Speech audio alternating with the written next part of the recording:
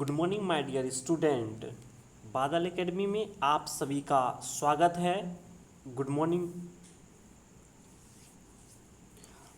आज हम लोग हिंदी पेडागोजी क्वेश्चन देखने जा रहे हैं और हम लोग जो प्रीवियस ईयर क्वेश्चन देख रहे हैं 20 सितंबर 2015 और हम लोग आगामी सीटेट अर्थात दिसंबर 2025 में जो सीटेट होने वाला है उसके लिए प्रिपरेशन कर रहे हैं। साथियों, हमारे चैनल के साथ आप जुड़े रहें और आगे देखिए। प्रश्न नंबर 106 है, किसी भी भाषा पर अधिकार प्राप्त करने के लिए सबसे महत्वपूर्ण है।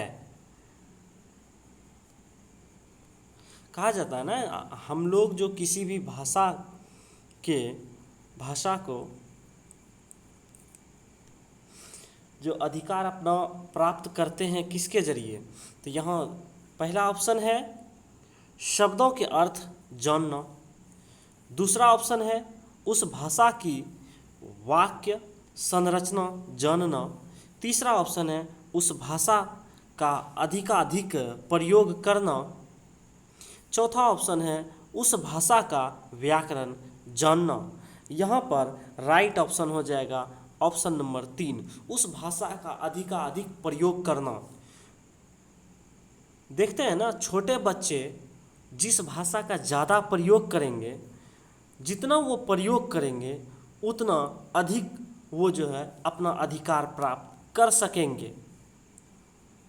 चलिए अगला प्रश्न संख्या 107 है, समावेशी कक्षा में बच्चों की आवश्यकताओं को पूरा करने में भाषा शिक्षक के रूप में आपकी मुख्य जिम्मेदारी नहीं है। पहला ऑप्शन है बच्चों की भाषा संबंधी क्षमताओं का पहचान करना, दूसरा ऑप्शन है बच्चों को विभिन्न प्रकार की दृश्य श्रव्य सामग्री उपलब्ध कराना, तीसरा ऑप्शन है बच्चों का आकलन करते समय अति उदार बनाना, चौथा ऑप्शन है विभिन्न आवश्यकताओं वाले बच्चों के लिए उपलब्ध संसाधनों की खोज करना। यहाँ पर राइट ऑप्शन हो जाएगा ऑप्शन नंबर 3, बच्चों का आकलन करते समय अति उदार बनाना। अगला प्रश्न संख्या 108 है, पढ़ने की संस्कृति के विकास के क्रम में डैश पठन को प्रोत्साहित किए जाने की आवश्यकता है। पहला ऑप्शन है व्यक्तिक, दूसरा ऑप्शन है सस्वर, तीसरा ऑप्शन है मौन, चौथा ऑप्शन है सामूहिक। यहाँ पर राइट ऑप्शन हो जाएगा ऑप्शन नंबर 1 व्यक्तिक। अगला प्रश्न संख्या 109 है, भाषा की पाठ्य पुस्तक में सबसे महत्वपूर्ण पक्ष है। पहला ऑप्शन है आकर्षक चित्र, दूसरा ऑप्शन है पाठों का उद्देश्यपूर्ण चयन, तीसरा ऑप्शन है अभ्यासों का बहुलता, चौथा ऑप्शन है कागज की गुणवत्ता। यहाँ पर राइट ऑप्शन हो जाएगा ऑप्शन नंबर 2 बच्चों का उद्देश्यपूर्ण चयन। अगला प्रश्न संख्या 110 है, समग्र भाषा पद्धति पर आधारित कक्षा। पहला ऑप्शन है गतिविधियों के आयोजन पर बल देती है, दूसरा ऑप्शन है बच्चों के भाषाई विकास की स्पष्ट समझ पर बल देती है, तीसरा ऑप्शन है बाल साहित्य को पढ़कर सुनाने पर बल देती है, चौथा ऑप्शन है सभी भाषाओं को सीखने पर बल देती है। यहाँ पर राइट ऑप्शन हो जाएगा ऑप्शन नंबर 2 बच्चों के भाषाई विकास की स्पष्ट समझ पर बल देती है। अगला प्रश्न संख्या 111 है, विद्यालय के बाहर का जीवन और वहाँ प्राप्त ज्ञान एवं अनुभव भाषा सीखने के लिए आवश्यक प्रेरणा देते हैं, क्यों? पहला ऑप्शन है मानक वर्तनी का सम्यक ज्ञान मिलता है, दूसरा ऑप्शन है लेखन की विभिन्न शैलियों का परिचय मिलता है, तीसरा ऑप्शन है समृद्ध भाषिक परिवेश मिलता है, चौथा ऑप्शन है इसे व्याकरणिक नियमों की जानकारी प्राप्त होती है। यहाँ पर राइट ऑप्शन हो जाएगा समृद्ध भाषिक परिवेश, ऑप्शन नंबर 3। दोस्तों, समृद्ध भाषिक परिवेश का मतलब हो जाता है कि बच्चा को समृद्ध भाषिक परिवेश, जैसा परिवेश बच्चा को मिल रहा है उसमें वो अपने आप को ज़्यादा से ज़्यादा विकास कर सकता है। इसीलिए समृद्ध भाषिक परिवेश को ऑप्शन लिया गया है राइट में। अगला प्रश्न संख्या 112 है, पहली कक्षाओं में प्रवेश लेने से पहले आमतौर पर बच्चे, पहला ऑप्शन है यहाँ पे पठन लेखन में दक्ष होते हैं, दूसरा ऑप्शन है स्व अभिव्यक्ति जानते हैं, तीसरा ऑप्शन है भाषा के व्याकरणिक नियम जानते हैं, चौथा ऑप्शन है तुलना कर बोलते हैं। यहाँ पर राइट ऑप्शन हो जाएगा ऑप्शन नंबर 2, स्व अभिव्यक्ति जानते हैं। अगला प्रश्न संख्या 113 है, सुर भी अक्सर ड वाले शब्दों को गलत तरीके से उच्चारित करती है, आप क्या करेंगे? उसे ड वाले शब्दों की सूची पढ़ने एवं लिखकर अभ्यास करने के लिए देंगे। उसे ड वाले शब्दों को अपने पीछे पीछे दोहराने के लिए कहेंगे। उसे सहजता के साथ अपनी बात कहने के लिए प्रोत्साहित करेंगे। चौथा ऑप्शन, उसे ड वाले शब्दों को सूची पढ़ने एवं बोलकर अभ्यास करने के लिए कहेंगे। यहाँ पर राइट ऑप्शन हो जाएगा ऑप्शन नंबर 3, उसे सहजता के साथ अपनी बात कहने के लिए प्रोत्साहित करेंगे। होता है ना साथियों, अभी हम लोग देखते हैं कि छोटे बच्चे को जो पढ़ाते हैं हम लोग, उसे हमारा एक शिक्षक का प्रयास होना चाहिए, उसे वो बच्चा जो भी प्रस्तुत कर रहा है उसे सहजता के साथ मौका दिया जाना चाहिए। उसे वो जो कह रहा है उसको सुनना चाहिए, उसको प्रोत्साहित करना चाहिए। इससे बच्चा में विकास होगा और आगे बढ़ेगा बच्चा। अगला प्रश्न संख्या 114 है, प्राथमिक स्तर पर पढ़ने की क्षमता का आकलन करने की दृष्टि से सबसे अधिक महत्वपूर्ण है। पहला ऑप्शन है विराम चिन्हों का ज्ञान, दूसरा ऑप्शन है पढ़ने में प्रवाह, तीसरा ऑप्शन है अर्थ का निर्माण, चौथा ऑप्शन है वर्णों की पहचान। यहाँ पर राइट ऑप्शन हो जाएगा ऑप्शन नंबर 2, पढ़ने में प्रवाह।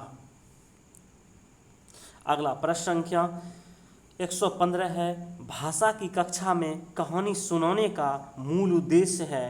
पहला ऑप्शन है बच्चों की कल्पना शक्ति का विकास, दूसरा ऑप्शन है बच्चों में सुनकर दोहराने की आदत का विकास, तीसरा ऑप्शन है बच्चों के अनुशासन में रखना, चौथा ऑप्शन है बच्चों का मनोरंजन करना। यहाँ पर राइट ऑप्शन हो जाएगा ऑप्शन नंबर 1, बच्चों की कल्पना शक्ति का विकास। कल्पना शक्ति अर्थात क्या? बच्चे को सोचने का मौका देना। ऐसा नहीं कि कुछ वर्क दिए करने के लिए और उसको बता दिए, थोड़ा उसको सोचने का और थोड़ा वक्त देंगे तभी बच्चा कुछ थिंकिंग करेगा, सोचेगा और उस प्रश्न का हल निकालेगा। इसीलिए कहा गया है बच्चे को कल्पना शक्ति उसका विकास करने के लिए मौका देना चाहिए। अगला प्रश्न संख्या 116 है, प्राथमिक कक्षाओं में बच्चे बहुत कुछ लेकर विद्यालय आते हैं, जैसे अपने अनुभव, दुनिया की देखने का अपनी दृष्टिकोण आदि। पहला ऑप्शन है समस्याएं, दूसरा ऑप्शन है भाषा, तीसरा ऑप्शन है पाठ्य पुस्तकें, चौथा ऑप्शन है कमियां। यहाँ पर राइट ऑप्शन हो जाएगा ऑप्शन नंबर 2, भाषा। अगला प्रश्न संख्या 117 है, बच्चों की मौखिक अभिव्यक्ति के विकास का अर्थ यह नहीं है। पहला ऑप्शन है वाद विवाद में बौद्धिक होकर बोलना, दूसरा ऑप्शन है कहानी सुनकर शब्द सह दोहराना, तीसरा ऑप्शन है अपनी कल्पनाओं की मौखिक अभिव्यक्ति, चौथा ऑप्शन है बातचीत में सक्रिय भागीदारिता का निर्वाह करना। यहाँ पर राइट ऑप्शन हो जाएगा ऑप्शन नंबर 2, कहानी सुनकर शब्द सह दोहराना। साथियों, प्रश्न को हो सके तो ध्यानपूर्वक पढ़ें, और अगर मिस्टेक किए, ध्यानपूर्वक आप नहीं पढ़ें, तो निश्चित है आपका 1 नंबर आपके हाथ से जा सकता है। वो कैसे? देखिए, प्रश्न में लास्ट में लिखा हुआ नहीं, अर्थात नकारात्मक ऑप्शन को ढूंढने के लिए कहा जा रहा है। यहाँ पर ऑप्शन 2 है, कहानी सुनकर शब्द सह दोहराना, अर्थात जैसा हमने सुनाया वैसा ही दोहरा रहे हैं बच्चे, तो समझिए वह निगेटिव आंसर हो रहा है। अगर बच्चे कुछ सोच के देंगे जवाब और अपना कुछ जोड़ के, तो वो पॉजिटिव होगा। यहाँ जैसा हमने बताया वैसा ही दोहरा रहा है बच्चा, तो वह निगेटिव हो जाएगा, और यह निगेटिव ऑप्शन ही सेलेक्ट करने के लिए बोला गया है। अगला प्रश्न संख्या 118 है, भाषा की कक्षा में यह जरूरी है कि, पहला ऑप्शन है भाषा शिक्षक भाषा का पूर्ण ज्ञाता होता हो। दूसरा ऑप्शन है भाषा शिक्षक बच्चों की उच्चारणगत शुद्धता पर विशेष ध्यान दे। तीसरा ऑप्शन है भाषा शिक्षक बच्चों की वर्तनी को बहुत कठोरता से ले। चौथा ऑप्शन है स्वभाषा शिक्षक की भाषा प्रभावी हो। यहाँ पर राइट ऑप्शन हो जाएगा ऑप्शन नंबर 4, स्वभाषा शिक्षक की भाषा प्रभावी हो। अगला प्रश्न संख्या 119 है, प्राथमिक स्तर पर बच्चों की भाषाई क्षमताओं का विकास करने का अर्थ है। पहला ऑप्शन है भाषिक संरचनाओं पर अधिकार। दूसरा ऑप्शन है भाषा प्रयोग की कुशलता पर अधिकार। तीसरा ऑप्शन है भाषा सुनकर भाषा अनुकरण की कुशलता पर अधिकार। चौथा ऑप्शन है भाषिक नियमों पर अधिकार। यहाँ पर राइट ऑप्शन हो जाएगा ऑप्शन नंबर 2, भाषा प्रयोग की कुशलता पर अधिकार। अगला प्रश्न संख्या 120 है, व्याकरण शिक्षण की आगमन विधि की विशेषता है। पहला ऑप्शन है पहले नियम बताना। दूसरा ऑप्शन है पहले नियम का विश्लेषण करना।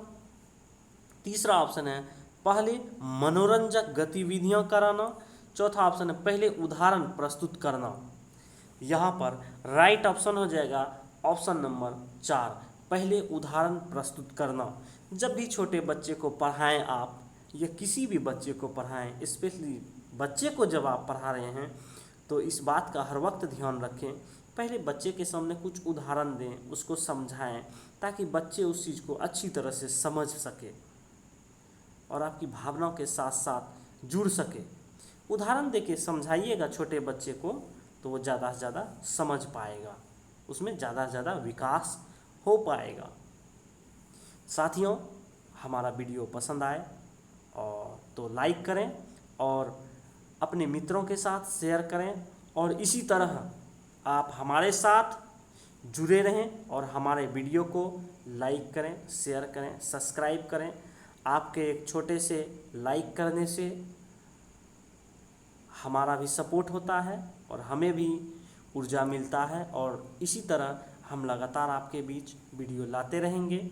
और आगामी दिसंबर 2025 के लिए आप सभी लगातार जुड़े रहें, और इस बार सीटेट में बेहतर रिजल्ट बनेगा।